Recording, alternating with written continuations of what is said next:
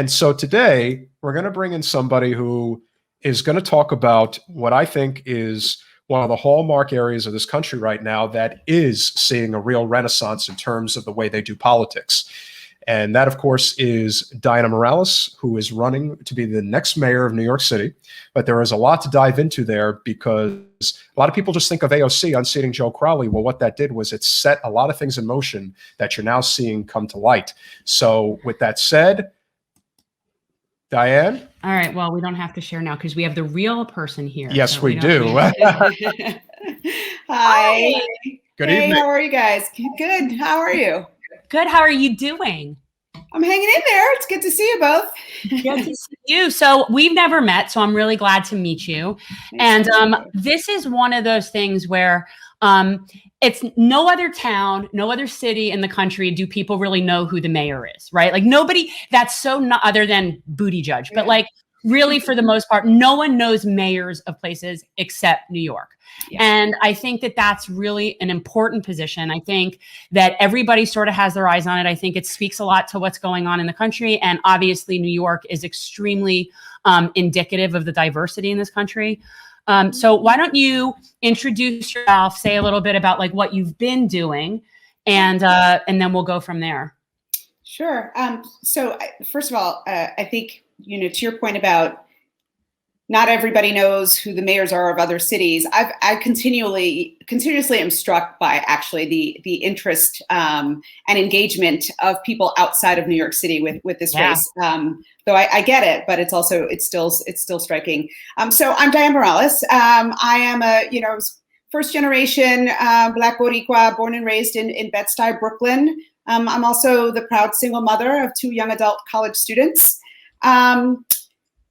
So I have my lived experiences. I think growing up in New York City and raising my children in New York City has kind of gave me a front row seat to a lot of the challenges and obstacles that I think, a lot of New Yorkers that are like me face and encounter in trying to make it and trying to, provide for their families. At the same time, I have served for the last 30 plus years as the CEO of various organizations that actually focus on anti-poverty work or really trying to help others in similar situations access educational and economic opportunity. And so I have this sort of what I think is a unique intersection of experiences, both from my personal life and my professional life, and this perspective on some of the things that people have to deal with and navigate, and also in some of the things that are necessary in order to help people overcome those challenges. And so, a year ago, I thought that combination would be a powerful thing in terms of helping New York City. And I think now, in light of everything that's happened since then, it makes it all the more sort of imperative that we have someone that brings this kind of experience to the table. We're speaking with Dianne Morales, who is running to be the next mayor of New York City. If you could talk about where you're from. I know Bed-Stuy. I'm actually, I was born in Mill Basin, and okay. I am a Jersey guy through and through, even though we, I am a Brooklyn Net fan, so I'm proud to throw that out there. If you could share with us, what your New York experience has been like. Obviously, there's 5 boroughs, but Brooklyn, I like to say, is the heart of New York City. No offense to the other boroughs. So let's start there. Let's start with Bed-Stuy and Brooklyn, and then we'll expand from there. Sure. So I was born and raised in Bed-Stuy. This is home for me. Didn't really start to experience the other boroughs until I went to high school. I went to high school in Manhattan, and so that was when I started to explore my independence back in the late 70s, early 80s. And kind of, explore the world, what felt like the world outside of the borough. But I've always lived in Brooklyn, except for actually I did a short stint after college in Flushing, Queens, in a basement apartment with no windows. Wouldn't want Where'd you go to school? So I went to Stuyvesant High School, which is one of the sort of test prep specialized high schools that are at the center of so much controversy right now. And then I went out to Dartmouth College freshman year. Terrible place for someone like me. Little conservative for you? It was a little conservative. It was a little racist and a lot classist. and this was the 80s, so we'll give them I a don't little think grace. it's changed that much. I'm not feeling it, but well, we remember those 80s very fondly. Oh. Depending on where you are. all right, I'm 82, so I hear you. And I actually had a friend who went to Dartmouth, but I digress. Yeah, I mean, some people went there and had great experiences. I think, coming from the hood and being first generation, it was probably not the best place for me. So, then I graduated from Stony Brook University on Long Island, and then went on later on to get graduate degrees from Columbia and from Harvard. Wow. See, now that's fancy. It's very fancy. So I think I was overcompensating for the Dartmouth debacle, to be honest. Well, no, and you know what? The truth is, if you have the opportunity to have a name like those names, it does matter. It does matter, and it does make a difference, and it does open doors that wouldn't otherwise be open to somebody. And it's unfortunate that that's the case, but that's the case. Right. I think that's right. I think that's right. I think it's there definitely have been doors that have probably my resume has probably sort of floated to the top as a result of it. But I think it's different even for coming from those schools, whether or not you have sort of the networks or know how to do the networks when you're there, which is not something that I was skilled in. I understand now in retrospect better than I did at the time. Right. You weren't in the like sailing club in the Hamptons crowd, yeah. is what you're saying. Just a little bit. Yeah. No. So obviously New York is a bundle of the same issues that we have. It's like a microcosm of everything that's going on in the country. You obviously were hit hardest in the beginning with COVID. You're everything from your governor's scandal to everything gets major news coverage.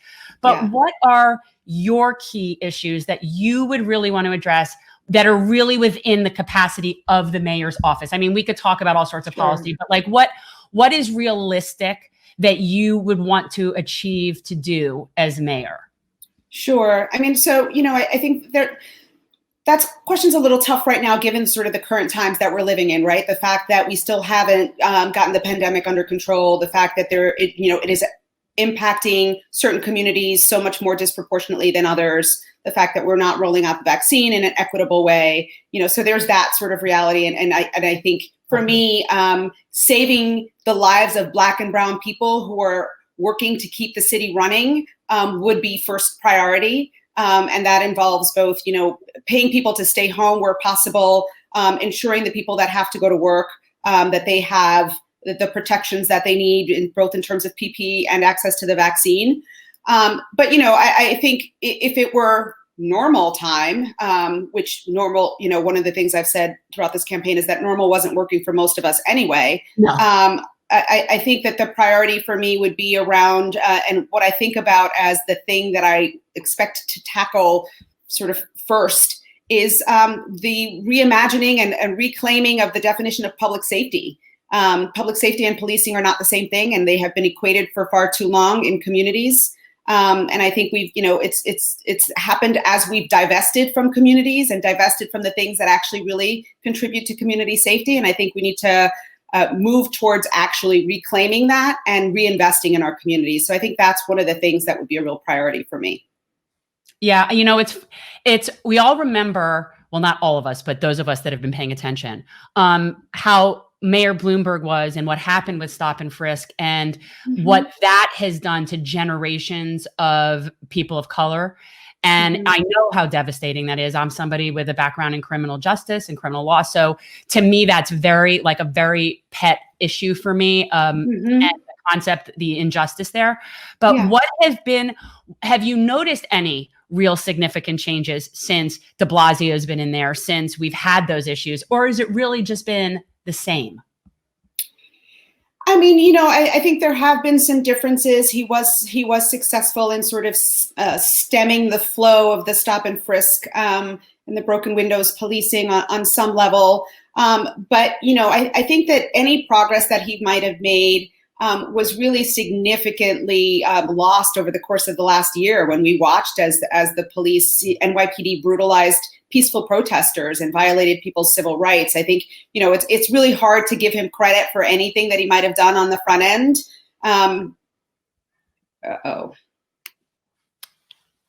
Did I lose you? Okay. No, you froze for a second, but you're okay. Got it. And, it's hard to give him credit for anything that might have happened on the front end, because the last year there's been to say rollback is such an understatement in terms of the things that we've seen happen. And, I watched as my kids got pepper sprayed, and then my son got assaulted at the very first George Floyd protests last year. So it's hard for me to give him any credit for anything positive. He just seems fairly hapless to me, like he's just never seemed very effective. He just seems sort of just there to me. Yeah, it feels kind of like he's over it, quite frankly. I think New Yorkers started to get that sense when he, launched his candidacy for president. And then I think he never, it doesn't feel like he ever really came back home, to be honest. Yeah. Well, I'm not, it's not surprising. We're speaking with Dianne Morales, who's running to be the next mayor of New York City. What you would, I guess, there's probably a handful of different issues that you could really touch upon, but what distinguishes you from the other, I think, 7 candidates in the race? This big it's a race. lot. Got a lot of people in here. Go ahead. No, I'm excited because I know you're probably the only progressive. Well, there are over 30 candidates in this race. 30 candidates. Wow. There's over 30 candidates, y'all. Just so you know. Vermin Supreme, one of them? Vermin.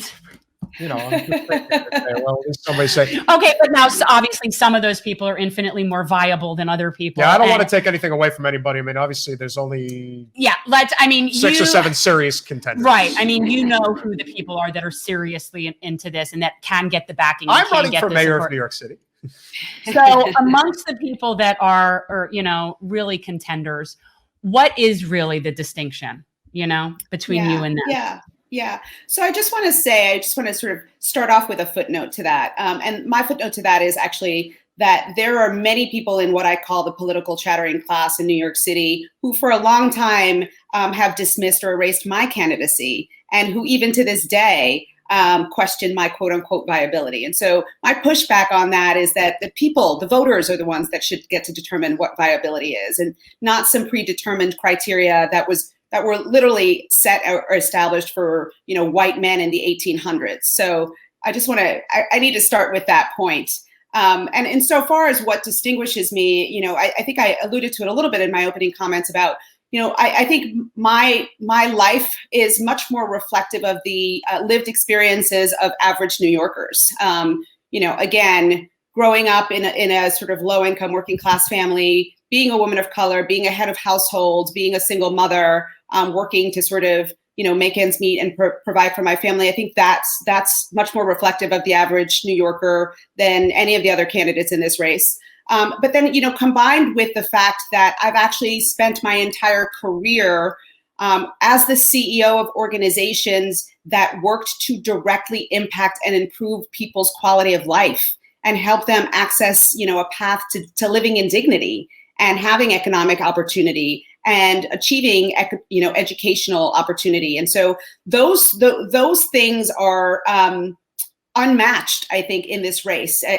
I've got the executive experience, I've got the management experience, I've got the sort of budget experience, but we've never actually had someone who reflects and could uplift the experiences of New Yorkers, and who actually has dedicated their life to improving that in a sort of direct daily basis career. And so I think those are the things that distinguish me dramatically. And the last thing I'll say on that is that, I am not accountable to any sort of special interest or corporate PACs or,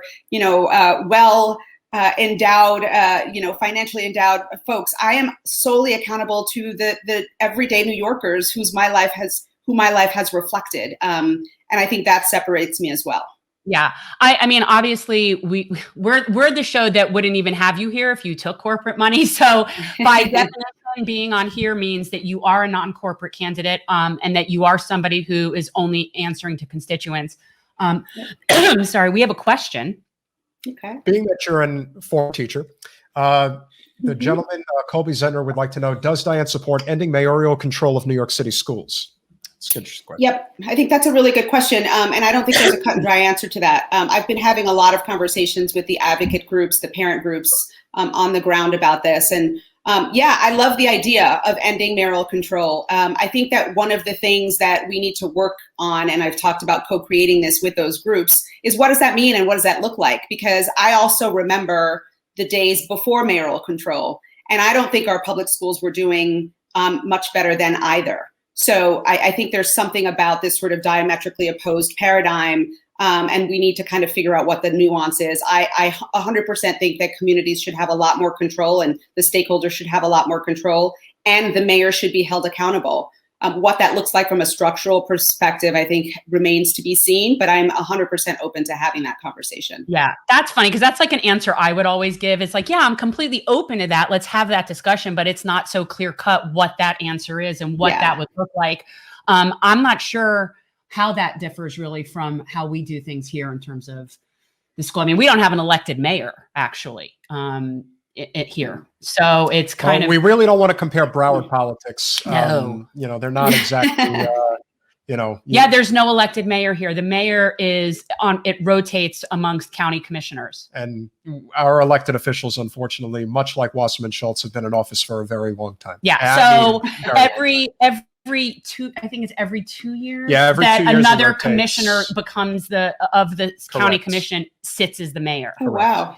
Oh, wow. No, we don't have direct election of mayor. And that's something that's actually been up for discussion here. To a lot of people obviously do support having an independently elected mayor. But well, it's funny, you know, Broward is very much like big city politics in the sense that it's very entrenched. You got a lot of power brokers. You have a lot of people that have been in this for a very long time. But also it's a county. It is. It is. But so is Kings County, New York. So is Queens County, New York. Yes, but they don't have mayors. No, you have a mayor that oversees the entire city. Borough presidents. That's borough presidents. There you go. That's a great point. And in a way, that would probably that would qualify in a similar capacity. Yeah. What I do want to ask you, and obviously a lot has changed in New York in the last, well, it's almost 3 years now. But if you can talk about, you know, there's obviously a lot of people who may not necessarily see the change that AOC brought to the political arena, but I would be curious to know what your thoughts are in terms of how things have changed since the King of Queens, Joe Crowley, has been excommunicated from politics. And now it seems to me like a lot of things are changing. It's not just AOC, it's Jamal Bowman, it's Mondaire Jones. You've got a number of people running for, you know, different city council positions. Yeah, we had Lindsey Bolin on here. Isaiah James. So I think things are really changing, and I'd like to hear your perspective. We're just jealous. Change shall come. So, you know, I think AOC really was like, you know, a trailblazer, obviously. I think she shifted like the Overton window of what we've allowed ourselves to imagine as being possible in terms of transforming the status quo, in terms of defying expectations around what viability looks like or what that means. And really kind of, in my mind, brought to light the idea that women of color could come from the working class and still be badasses and still be brilliant. And you know, be change makers, and that there's something about, you know, the whole idea of you know, there's that expression, you know, follow Black women, follow women of color, follow Black women, and the idea of kind of breaking away from everything that is traditional, and really just being true to your own values and the community that you seek to represent without any kind of compromise. And I think that that to me was a striking sort of beacon of hope in the middle of this, you know, this previous administration in particular. And so it was a game changer, and I think opened the door for so many other things that we've seen happen, not just in New York, but across the country. One of the reasons I think that the change is so significant right now, and also a big fan of Ron Kim, is the fact that no one in their right mind would have thought to challenge Cuomo, you know, 3 years ago.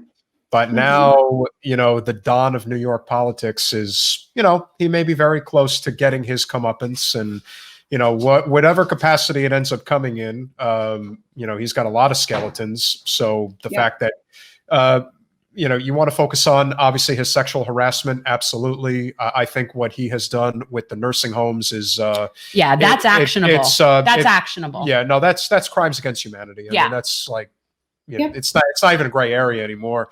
But I do think because of the way the dynamic has changed, I do think that people are becoming a lot more courageous in their ability to do this.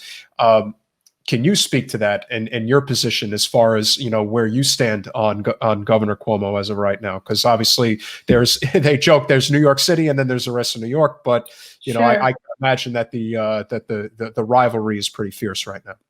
Sure. I mean, so before these scandals came to light, I had already been talking about the need for New York City to take on the bully in Albany, and to really sort of stand, have leadership that would stand up to Albany and really take on and advocate for what we deserve, because we've been, kind of shortchanged, to say the least, for a while now. And then the nursing home scandal blew up, and I was the first, and I'm the only mayoral candidate actually that called for his impeachment. I think there, the violation of public trust, the straight up just deception and obfuscation that he engaged in, the lives that were lost, the damage that was done, while at the same time he published a book about his leadership and sort of patted himself on the back about that. It's disgraceful. And I can only think about the pain that so many families continue to suffer and the loss that they suffered at the hands of this kind of decision making and leadership, using the word in the loosest way possible. And I think we deserve better. I think we've seen enough. We've had enough. There have been years and years of sort of, undercurrents and accusations. And now, we have it. It's clear and it's blatant. To me though, and this is something I always say, and I will say it forever, I do not know a single adult woman that has not been violated in her life. I don't. And granted, it's a huge spectrum ranging from offensive, jokes to forcible rape to, whatever. I mean, it's a spectrum, but I don't know a woman that hasn't been violated. And so to me, that makes it incredibly credible. I think that, and another thing is, for people who don't believe it, then clearly you don't know any women, because I'm serious. I don't know a woman that has been, I've been violated, not in any capacity like where I felt like threatened really, but still. And so it's extremely believable. But if we start getting rid of men in power positions that have violated women, there's not going to be anybody left but women. So, I said power positions. Oh, okay. Well, men in power positions, but also this is something. A powerful podcast. Well, also something that could easily be remedied by having more women in power positions. Yeah. And this goes to what you said before about having women of color come in and sort of take care of business. I cannot agree more. And this is something that I have learned. If you need something to get done, first, give it to a woman, give it to a mom, give it to a busy woman. And then if you give it to a Black woman on top of that, that's getting done. Things are getting done. And it's because when you have people that have had to be doing on their own and kicking butt and handling business their whole lives, that's all they know how to do. So that's how you get things done. I cannot agree more. I know it's not much of a sample, but I pay very close attention to who is defending Cuomo and who isn't. And I can assure you that there are not many women of color defending Cuomo. That's shocking. No, not really. Yeah. But it is actually it's a very good segue, because if you looked back in, I think it was August, and we don't have to dwell on Biden. We know he's got a lot of issues, especially from a cognitive standpoint. They were talking about the prospect of him potentially being replaced post convention, and Cuomo came up, and I'm thinking about, and I say it constantly, I don't think people really understand the power of corporate media and what it does and how it can drive a narrative and turn somebody like Cuomo into a hero, presidential candidate. They made him look like him and his little brother Fredo looked like, they were some sort of dream team. And I just think they're thugs. Yeah. Well, but here's the problem. There's a lot of people in New York City and other places that eat that type of stuff up just because Dianne doesn't and you don't, doesn't mean there's not a lot of people that aren't influenced by that type of stuff. Case in point, look at all the people that voted for Trump. There's a lot of people that eat up a false narrative of whatever that sense of masculinity is, or that I'm going to get stuff done sort of image. And that's, to me, it's a bully. I guess it depends on from what perspective you're looking at it from. What I'm saying is you have this constant, again, it's like the Trump empty podium situation. It's no different than constantly putting, Cuomo on the air all the time and saying, well, look how great he looks and look how well he's conducting himself. And the truth is, no one's ever looking under the hood of the car to see what's actually there. No one's looking at the fact that the chirping was already there, that he was doing very nefarious things. So I'm curious, as it translates into your race, what has the media coverage been like in New York? Obviously, we're very friendly with Andrew. He does an amazing job of getting that attention. But I would like to think that for somebody who doesn't have a national profile, because he does, for the people that are in New York City that don't, but are getting, let's just say, the type of attention from the media because they're either, whoever they may be rubbing elbows with, that are allowing them to get this attention. Can you speak to that and how that's affecting the mayoral race? So let me just, on the Cuomo thing, I mean, I think there's a couple of things I want to say about that first. I think that, there was, the New York City media has always been critical of Cuomo.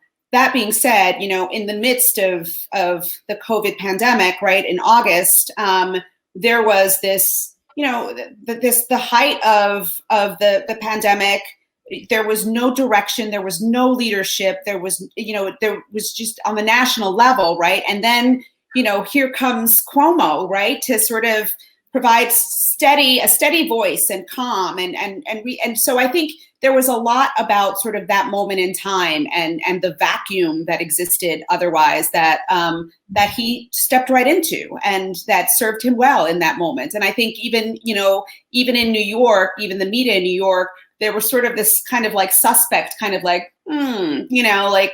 it's nice to get that, because we're all sort of feeling like we just need some sort of leadership, and also like we're not sure we're buying it 100%, right? So there's that, and I think in New York City right now, in terms of the mayoral race, I mean, this goes back to sort of what I said earlier about my own candidacy being sort of erased and that kind of thing in the midst of this campaign. I don't fit the criteria. I don't fit the expectations. I don't fit the traditions. And there are plenty of people that do, right? And so, whether it's flashy or it's, having a national platform, there's a lot of attention kind of going in those areas that sort of rubs off, if you will, on folks' campaign. And I don't, I feel like I missed part of your question because you all froze for a hot second. I think he was just asking in general about you're talking about being, ghosted, essentially, is what you're talking about. I mean, and we know from personal experience that non-corporate candidates don't get the media attention and generally don't have the money to pay for it. I think that there's just being this great awakening that's happening in this country right now. And I know a lot of people are very impatient about this, but I look at this scenario and I know if Nina hears this, she's going to hate me. But, if Nina's going to run for president in let's just, we're just looking at a scenario where we're let's say, 4, even 8 years down the road, Nina Turner is running for president, and you take all the things that you've learned over the past several years in terms of how the game is played, what they will do to push certain people forward. Think of how much more prepared people are going to be for the tactics that will be put in place. And the truth is, it's really just a race against time, because the establishment, as much as people think the establishment is genius, whatever, they're really not. It's they've got money and power, and it's really just a matter of congregating the masses to let them understand that, hey, Dianne Morales is running for mayor of New York City. She is a former teacher. She is a nonprofit champion of the LGBTQ community and the homeless community. People need to know these things because Housing is a effing nightmare in New York City. So yeah, housing is huge. We could definitely talk about that for a second. I mean, I was gonna, yeah, sorry. And the idea that that is not what I would think as, and again, you know, and we don't have to talk about any other candidates in the race, but you know, universal basic income for New York City would be incredible, and it would obviously aid in the what I would love for you to talk about is housing for all. Yeah. Jen, were you going to jump in for a second? I was going to say, no, you guys have obviously massive housing problems. Look, everywhere does. Yeah. We just recently had a guest on who was talking about how in Miami, the police and the garbage trucks just went and scooped up and threw away the entire encampments of the homeless people. And so, you can't kick down enough, you know, and it's so disgusting. But obviously, New York, the prices to live there are, exponentially higher than even here. So what is, and yet I'm sure you also have tons of empty housing units, which is. We do. Yes, we do. We do. So how to reconcile that. And that's exactly the kind of thing that it sounds like you've been working on in your life, you know, is housing. Yes. And so, you know, there's a couple things I want to say about this, right? One is that you're right. You know, the housing issue, the housing insecurity in New York City is terrible. The rents are too damn high. You know, the pandemic has pushed people further further to the edge and into further insecurity, and the homeless population has grown incredibly. That being said, if we had the political and the moral courage and will, we could house every homeless person right now. Right. And that's what's lacking for too long. And this is kind of at the core of my campaign and my candidacy, the idea of, you know, the things that we actually can choose to change, the idea that, you know, these systems are not intractable, and that with the right political organizing, mobilizing, and strategizing, we could actually create new models, right? So for too long, the housing market, the real estate market has been driven by speculative, for-profit development interests. And we give away, you know, billions of dollars in tax subsidies and tax incentives to these, you know, developers in exchange for a fraction of what is quote unquote affordable housing that really is not affordable to anyone who really needs it. And so the idea would be, you know, to first and foremost, take over every vacant space, whether it's commercial spaces, office spaces, hotel rooms, and convert those spaces into permanent housing. So we got to move away from this shelter system. I operated shelters for 10 years in the South Bronx. They are not intended to actually solve the housing crisis. The way they operate, the way they're structured, it is just like a revolving door. And you know, you put people into permanent housing without giving them the tools that they need to maintain that housing. So moving away from a shelter system, and instead of investing $3 billion a year in those shelters, investing those dollars in creating permanent housing, using all those spaces that I talked about, so that we are actually creating and maintaining stable housing for people. And then also, you know, I could go on and on about this. Moving away from that for-profit speculative structure and investing those dollars in community-driven, community-focused housing initiatives that focus on, you know, that create more social housing, cooperative housing, community land trusts, and really empower and give the communities the ability to self-determine and expand housing opportunities for everybody. I think that's at the core of what I think we need to do differently. Yeah, I don't think people realize that there's countries where regular people live in communal and subsidized housing, and it isn't just for poor people. That's right. There are countries where only very wealthy people don't live in planned housing. Yeah. And I think it's, you know, we have issues here a lot with developers coming in, obviously greasing wheels, paying off commissioners, and building whatever monstrosities they want to build. And yes, they're supposed to then allocate resources to schools, libraries, hospitals, you know, all of those things, but somehow they don't. They don't. So I would imagine that's the same in terms of what their obligation is in terms of providing affordable housing. Like technically they're supposed to, but it doesn't really work. They're not being enforced. Yeah, or whatever. If they do something, it's like throwing a bone, right? It's Right. really not a substantive trade-off, right? They are most definitely getting the better end of the deal, and the community is not. And in New York City, how AMI, area median income, is calculated is a citywide calculus, right? And so I talk about skewing things and throwing things off. It does nothing to address the sort of working class and the deeply poor folks in terms of their needs for housing. So there's a lot of things that are wrong about the way the housing market operates in New York City, and we need leadership that's willing to take it on. Yeah. Now let's have some fun. We're gonna have fun. Now, New York, obviously, it's the Mecca. It has it all. So we know that people have been joking around about the bodegas. I happen to be a foodie. It's all about food. Well, food's a big deal. Food's good in New York. It is. I know. Well, for anybody who wants the best street food, my opinion, of course, the Halal Gyro stand on 53rd and 6th in Manhattan, directly across from the Hilton.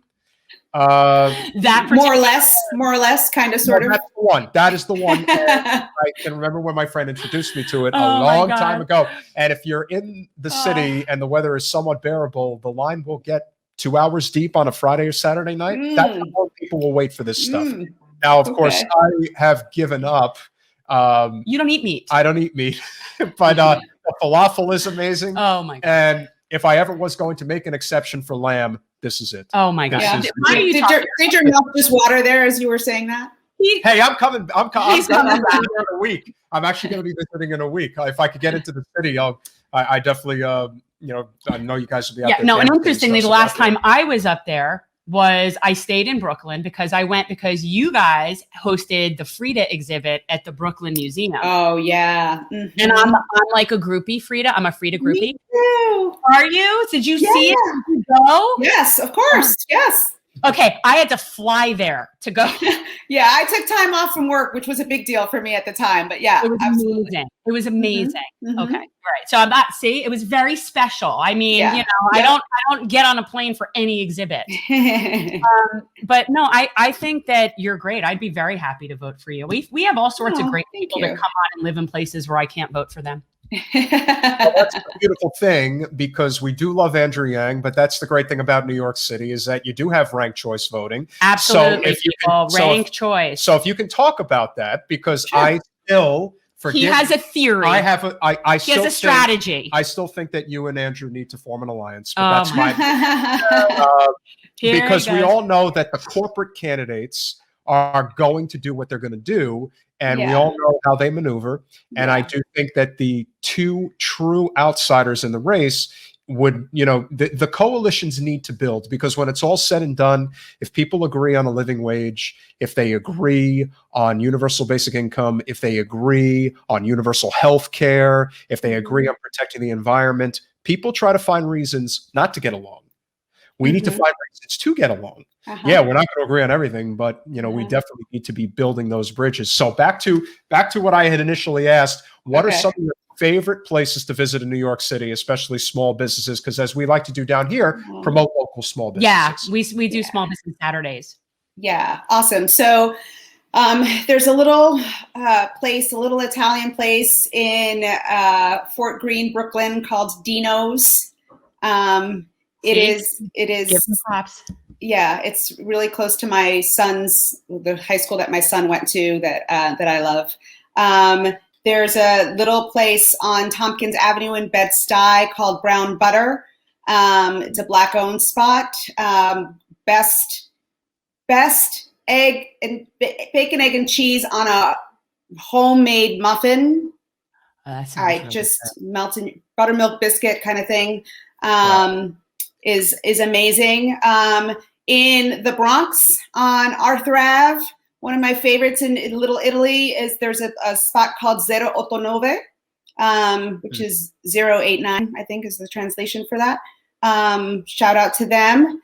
And then, there's the street carts. I was at an endorsement launch a couple of weeks ago at Diversity Plaza in Queens, and there's a Momo's street cart, and we stopped there and actually had quite a meal. So those are some of the favorites for me. I think that the street vendors I want to give a particular shout out to, because they have been struggling quite a bit. I mean, everybody's struggling, but the street vendors often don't have some of the protections that some of the other businesses have gotten. The best thing for me about going to New York is that because I walk so much, I really feel like I'm at liberty to eat more. So I kind of and I don't do meals. I basically just eat and walk, and I snack, and I will literally plan out and map out according to what food products I need to taste and walk accordingly. But I somehow feel like I justify it by all the walking I'm doing.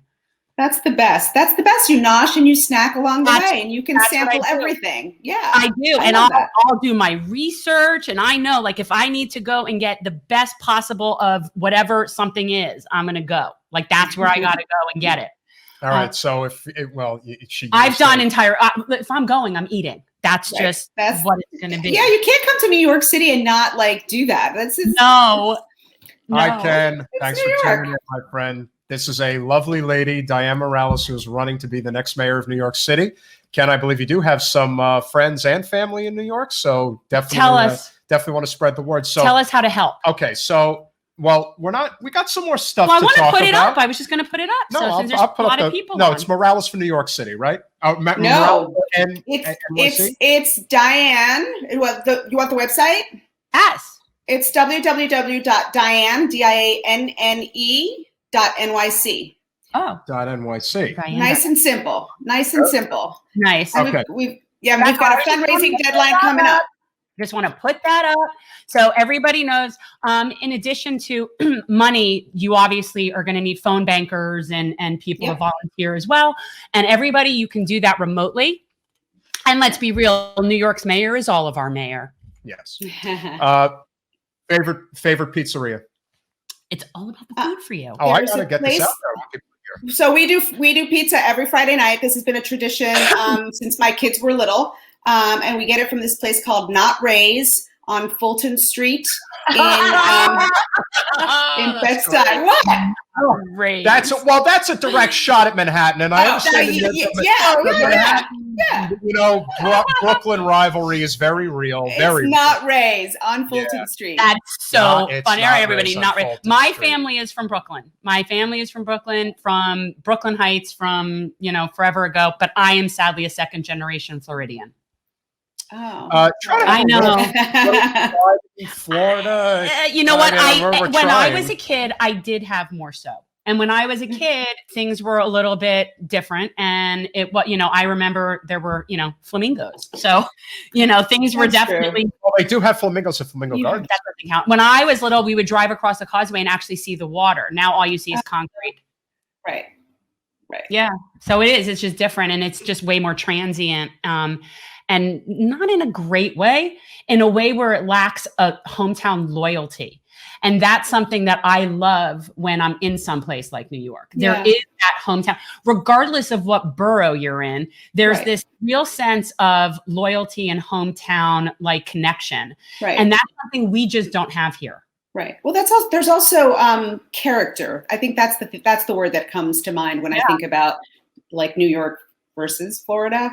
It's just, even in New York, even every borough, there's a different sort of character that you can, Manhattan versus Queens versus, the Bronx, Brooklyn, and Staten Island. There is a difference, I think. Every borough is its own kind of thing.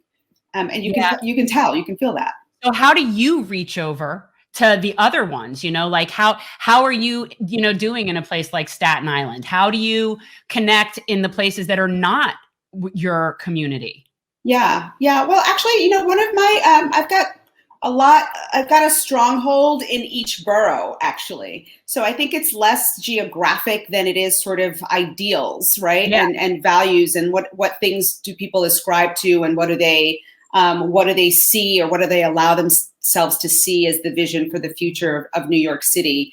And this race, my campaign in particular has really, I think, kind of put together a coalition of really diverse New Yorkers that I think is extraordinary. I think, people talk about what's historic about my campaign because I'm the first Afro-Latina to run for office for mayor. And I think, yes, and I recognize that, I appreciate that, I'm humbled by that and take that very seriously. But I think what's really most is historic about this campaign, and it will, I think, be shown in sort of in the history, is the coalition of folks that have come together to support the unemployed folks, the students, the Black and brown folks, the working class. It's really kind of an eclectic group that I think is extraordinary and really inspiring.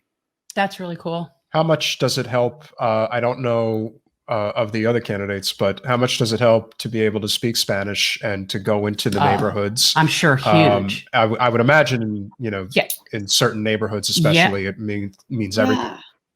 I mean, yeah, for people to literally hear themselves reflected in someone who is running for this office, you see their, eyes light up. You see their sort of body language change, the disposition change, because it's like it is a piece of them, I think. There's the language, but then I can also, I was speaking to a group of Latinos in Washington Heights last week, and I could actually talk about lived experiences that were things that they could relate to, and that they had also experienced. So I think you add those experiences to a linguistic and culturally relevant context, and it's a game changer.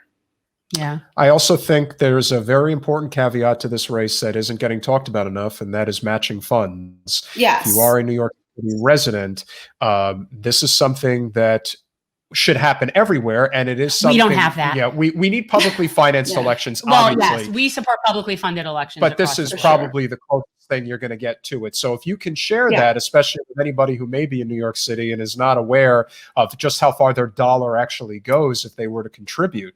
Yes, please do, because I didn't know this. Yeah, so this is actually the first time the ratios are what they are. But the New York City Public Matching Funds program has a couple of different tiers. The one that I'm participating in actually allows for up to an 8-to-1 match. So what that means is that a New York City resident who contributes to your campaign any amount between $10 and $250 is eligible for an 8-to-1 match. So $10 could yield an additional $80, which means $90 total, and $250 yields an additional $2,000, right? Wow. So that's a $2,250 total. And in particular for a grassroots campaign, for an outsider's campaign, that's a game changer because it really provides the additional resources to level up and scale the infrastructure to be competitive. Right. I mean, not competitive like with compared to the Wall Street, millions and millions, but enough to be, to be respectable and put up a good fight and a good race. And so, I think that's a really important thing. And we're actually trying to right now, the next deadline to qualify for that is March 11th. It's just a week away. And we're hoping that folks will contribute in order to help push us over the edge to help us qualify. So everyone go on. Throw $10 into this, at least if you can. Yes, please. Yes, and help out, because the only way we're going to get representation that isn't corporate is if we put our money behind it. It's the only way it's going to happen. Right. It's unfortunate that that's the way it is, but that's the way it is. So we need people to give what they can, and certainly sign up to help and phone bank even if you don't have any money. Maybe, obviously, housing, which we covered, and that is a significant part of this equation. But the other significant part of this New York City equation is transportation. The subway system in New York City is horrifically bad. Yeah. I have to say, there's a lot of issues I have with Washington, D.C., but one of them is not the D.C. Metro. Not the subway, One of the, if not the best run subway system I've ever been on. But that's not too surprising considering who makes calls in the city. I mean, think about what it would mean for the residents of New York City if they had a subway system that mirrored something like DC's. So what are your, or do you have a specific proposal as far as how you would deal with mass transit in New York City? Yeah, there's a couple of different things. And I always talk about starting with the things that we can control. And the reality of it is that the subway in particular is a fight, not one that I'm not willing to take on. But in terms of starting with the things we can control, it's the above ground, it's the streets, right? So it's the idea of expanding bus routes, in all communities, but particularly in the outer boroughs, so that they can get access across town and that kind of thing. And I think that's a critical thing. In addition to, bike lanes, and that our infrastructure plan is dropping next week. So I invite anybody to sort of circle back and check on the website next week. But I will say also, so the bus routes first. I've also proposed the idea of creating a public works program that would actually employ New Yorkers to help rebuild the infrastructure for the subway system, right? Because one of the serious problems with the subway is the infrastructure. And putting people to work and giving them jobs is just going to reinvest in the local economy. That being said, we know that the sort of big issues with the subway have to involve Albany and dealing with Albany. And so that goes back to sort of what I was talking about before in terms of, being willing to take on Albany and fight for what we deserve. There's been such a divestment in our system for so long. And yet, Albany hasn't recognized the fact that New York City contributes the bulk of, the revenue, the state revenue. And so it's time for us to get back some of what we're putting in. I'm hopeful because we've got a newly elected state supermajority. I'm hopeful that we'll be able to start to recoup some of the investments that we've made some of what we've paid into the state. But I'm also willing to fight for it. And I think that's critical. That's awesome. Just out of curiosity, who is your congressional representative? Hakeem Jeffries. And with that said, I think we'll have to talk about your plans depending on how this mayoral race goes. Because he's planning the whole strategy. I know. Where is this coming from? Where's it coming from? Because the person who we need help in Congress. Because if you think that the person who currently is the biggest Wall Street bootlicker is powerful now, you wait until he is the heir apparent to Nancy Pelosi. Yeah, that's who they think. That's what he's. So yeah. You're not the first person to raise that topic. I know. Oh, look, it's something, it's something to, and honestly, just marinate on. It wasn't even a got you. I honestly didn't know. And I have to say, because Jen is very, very close with Lauren Ashcraft and a number of other people. I actually love Lauren. I was not aware of anybody in particular, because I actually think strategy is one of the weakest things on the left. People actually don't know how to wield their power, and they don't actually know how to invest properly. I don't disagree. We're always looking at it strategically, not just what we want, because you might want a particular position, you might want a particular congressional seat, but that might not necessarily be the thing that is most likely going to happen. And so he's always like spinning about strategy. Building that grassroots support network, building relationships where the relationships need to be built. I think a lot of people really need to look very closely at what's going on with Cuomo right now, because what this is showing is that most people deep down don't like the corruption. They don't like the entrenchment. They would fight back if they could, but the system is set up in such an unbelievably constrained way that you never have a chance to do it. And when an opportunity presents itself, hats off, like I said, to Ron Kim, because no one seems to really have, talk about guts. He's literally put his life on the line. He's kind of put it out there that, Cuomo's basically trying to throw me in the East River if he could get away with it. That's pretty serious business, but that's how power politics works, especially when you're talking about big city entrenched politics. And so I'm looking at somebody like Jeffries as you can kill the root before it has a chance to grow into a massive tree. That's only reason I'm looking at that. The wheels are turning in there. He's like, So I would love for you to become, if not, like I said, if it's not you, I hope it's Andrew. It's one or the other. But if it isn't, then you always look at what other opportunities may be out there. That's all I'm saying. Not telling you what to do. Stop it. But this is how I ended up in this entire predicament, was because 2 years ago, he's like, Congress. And I'm like, I appreciate the forward thinking and the strategizing. I definitely agree. I definitely agree that the left doesn't do as much strategizing and organizing and mobilizing as we need to do. At least not in the right ways. And they don't. The truth is, they don't fight dirty enough.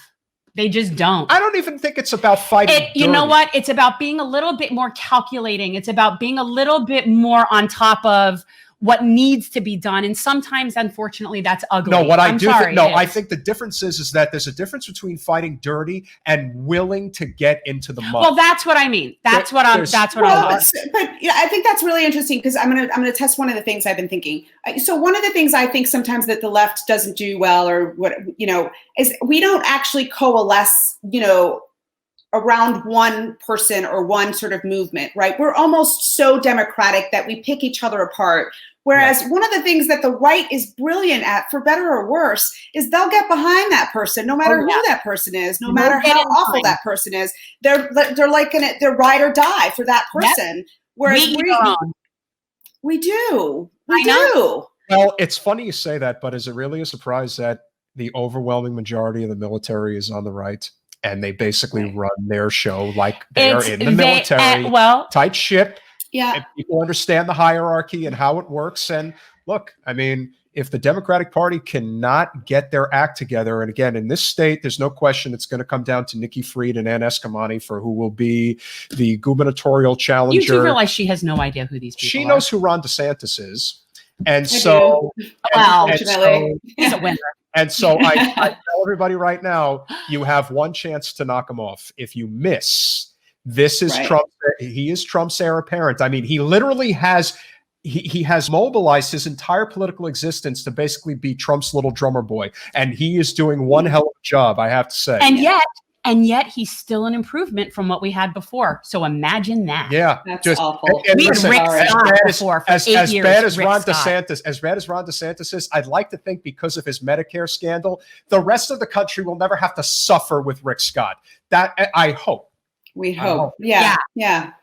We're concerned. So we have some concerns about Rick Scott. And so we are a little jealous Floridians down here. We are. Because New York, everyone taught, it's funny. As a New Yorker, it's always interesting. It's like if you want to become a movie star, you go to LA. If you want to be an actor, you go to New York City. And it's sort of the same thing with the progressive movement in politics. Everyone loves to talk about California and everything that California is doing. New York City is where it's happening. This is where it's happening. I had so many good slate mates there. Think about it. You got Lindsay, you got Melanie DeRigo, you got obviously Jamal, you got there were a lot of people.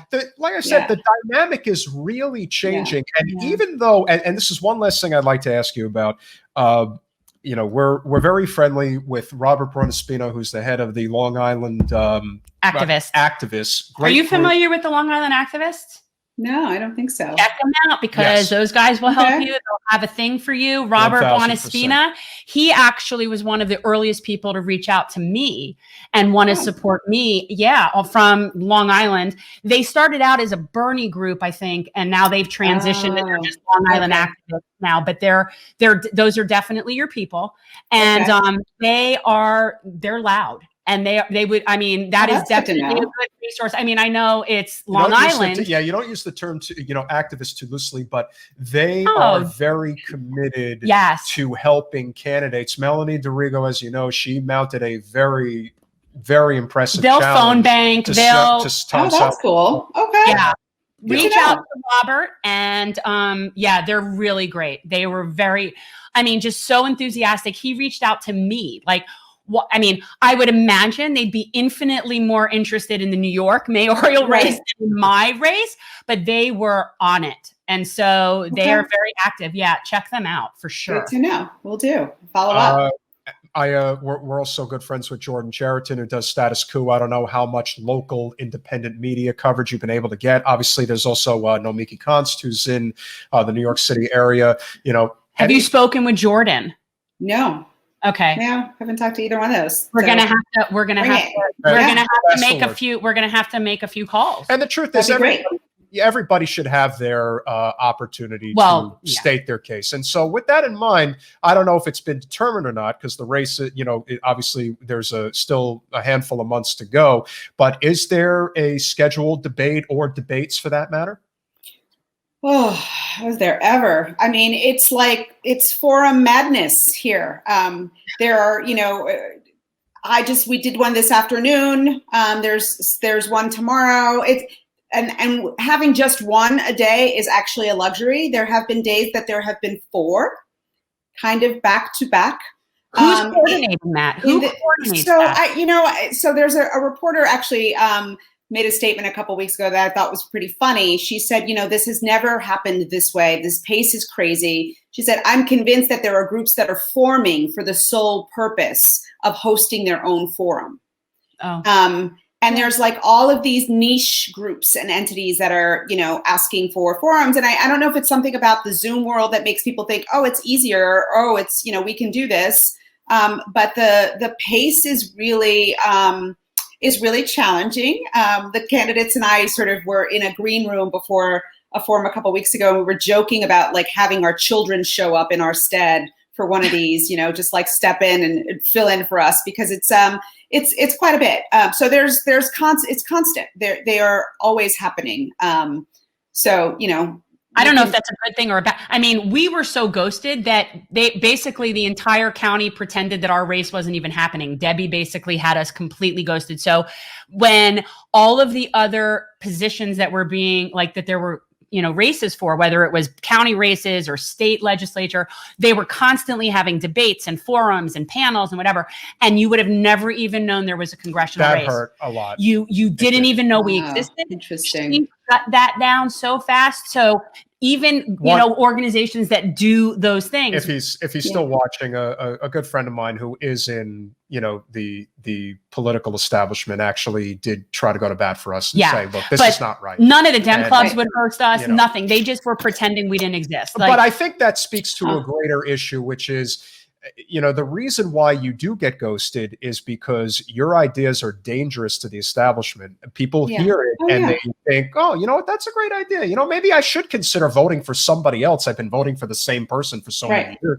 And so injecting that new thought really is, the key in many ways to, bringing that change that is entirely necessary. And so when you think about all these forums that you do, and you're allowed to now inject that idea. Right. Well, now you're dangerous. You're bringing a new perspective that isn't being tested, if you will, with the machine. And one of the last things I do want to ask, because obviously New York, everyone knows New York City is, it's as democratic as it gets. But at the same time, we just had on the mayor of Miami-Dade County. She is a Democrat, and we think very highly of her. Her name is Daniela Levine Cava, and she ran and won a nonpartisan race. How much does it help? It's a Latina woman. Yeah. And how much does it help in New York City without having the burden of saying, I mean, yes, certain circles you have to say you're a Democrat, but nonpartisan. Being able to just basically saying, look, I am a progressive, but this is a nonpartisan race, without having that burden of the two-party duopoly. How much do you feel that actually helps with having it resonate with an average voter? So in New York, it's interesting. So there are some people that'll just sort of like check to make sure at the beginning, are you a Democrat? Right. And it's just sort of like, I just got to make sure I check that box before I continue this conversation. But more often than not, it feels like the question is like, are you a progressive? It's, in the continuum, right? There's the assumption that we're probably talking to a Democrat. But is it a traditional Democrat, or are you a progressive Democrat? And it feels like that's become kind of the demarcation in New York, particularly at this moment in time. And there, this race in particular at the beginning, not at the beginning, maybe it's still there, but I think it's died out somewhat. There was this question about who's going to claim the progressive lane. And I think it's all you. I think that's been established. So there's less conversation. Yeah. So see, for me, it would be very clear. And yes, I do like Andrew. And yes, he was very good to me. But philosophically and policy wise, I'm voting progressive. Just saying. Yeah, so me too. For sure. Well, luckily you don't have to worry about that. But I keep saying and I'm a very direct person. I cannot thank Andrew enough for what he did for Jen. He was really good to us. When you have loyalty, especially in politics, it doesn't exist. He endorsed me. I mean, that's amazing. It is. And he really took a stand against a sitting incumbent, corporate congressman, no one else did. And Bernie no didn't one endorse challenged us. it. No, it doesn't. Right. But again, it doesn't matter. You can't stop looking at what did and No, didn't but happen. that's Everything's what all about going differentiates forward. how special it was that And- he actually went out for us. Yes. And I Right. think going forward, that's why I look at it from a coalition building Yes. perspective. There are going to be differences. There are things Yeah. that, look, I've seen things that Andrew has said already that I vehemently disagree with, but you know, he's Yeah. you know, the great thing about But he took you, a stand. yeah, but the great He thing took a about stand. the great thing about you and the great thing about somebody like him is that you do walk to the beat of your own drum. You are not doing some Absolutely. lab tested stuff. You are not just trying to go along to get along. You're not trying to get on The View, although it probably wouldn't hurt. Ugh, You know, right. those biddies. yeah. Well, listen, they want Scott Springer on the. You know, they want to put him on the show. I'm just, you know, it's. But to us, as I tell Jen, it's always a means to an end. If you can get on The View, then there's no reason not to go on it. If you could get on, you know, Wendy Williams, is that her name? Wendy Williams. Yeah, I mean, as far as I'm concerned, hey, you. No, it's true. No, I hear you. I totally hear you. I just thought it was funny. But yes, I hear what you're saying. And since I'm wearing a suit, and since he's from there, I have to bring him out. Oh no, you don't Yes. need to sift through Yes, I this. do. You don't know, but why are What you totally have to. Could you hold this, please? Could you hold for it, please? God's sake. Oh my God, he's doing it. What you totally have to remember is that any publicity is good publicity. So if you could get on TV, make sure you get on TV. Doesn't matter if it's bad, as long as it's good. Believe me when I tell you, we need to get you on The View. We need to get you on Wendy Williams. What other great shows are there in New York City? We totally have to get her on these shows This because is my she's really, really great. She's a really lovely lady. That's pretty damn good. I'm sure Holy you shit. would like her. I'm sure you would like Oh, her. I totally would You're like like her. a slumlord. Oh, I'm totally. Well, listen. Look. Have you seen where I live? I totally live right by Central Park. It's a really great place. Really, Love it. I'm sure it and is. it's way up there. Did you? Do you hang out in Bed-Stuy? No, totally don't hang out in Bed-Stuy. I totally hang out in Queens. I'm from Queens. I'm the king of Queens. Don't you? know Oh, that for already? God's I'm sake. totally king of Queens. I just want to say you're really, really incredible. I This really is what I live appreciate you with. running for mayor. And the people of New York City would be much better without that lame De Blasio. Mayor Lamo, Mayor Lame Blasio. Wrap Whatever it up, you got. Trumpy. I totally appreciate you coming on. So that's This is my why. share. This is why. Nicely done. Nicely done. When is your Impressive. election? When's your election? June 22nd is the primary in New York City. Okay, so everybody get on it. Everybody go to Dianne.NYC. Throw in $10 at least if you can. They get Yes. matching funds, which is amazing. Yes, by March 11th. By March 11th, that's the all right, deadline. so So everybody everybody do it today. do it now. Wow. Okay. So Well, looks that's like- one. It's one deadline. I mean, but you want to keep. It's the last deadline to qualify for the matching funds. Oh, Wow, okay. So okay, everyone get that's on big. this. Well, It's you the know last deadline to qualify. Yep. what? I've got some. I got some friends and family all over New York. All right, so we'll I work guess on we're it. Do gonna- it. Let's do it, y'all. Let's do it. Dianne, we can't thank you Thank enough. you so Obviously, Thank you. A true grassroots campaign, to say the least, and Thank we certainly you. look forward to continuing this Yeah. conversation. Maybe we'll have you on right before the election. Yeah, we would. Hey, Sounds good. if Sounds you- good. anytime you Thank can you. come whenever you want. I'd love that. I'd love that. It's been so great. much. Thank you both so much. Have Bye, a Stay wonderful Dianne. day. safe. Stay healthy. You do You the too. same, Dianne. Bye, y'all. Bye bye. Thanks for watching.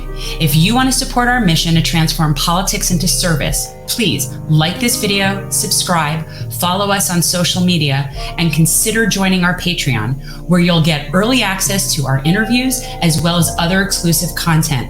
Links are in the description. Peace out.